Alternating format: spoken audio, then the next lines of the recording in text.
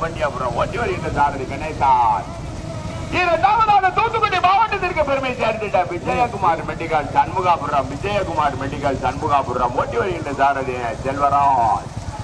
மூன்றாவதாக வேலகுளம் M Kannan. வேலகுளம் M கண்ணனா